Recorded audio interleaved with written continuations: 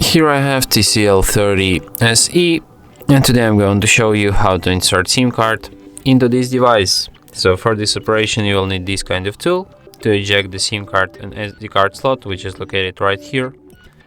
So just put the tool inside the hole next to the slot will come out.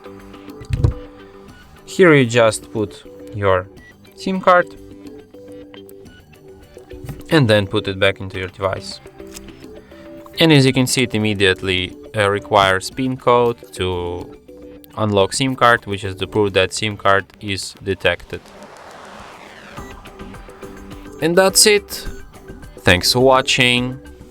If you find this tutorial useful, don't forget to hit that like button and subscribe to our channel.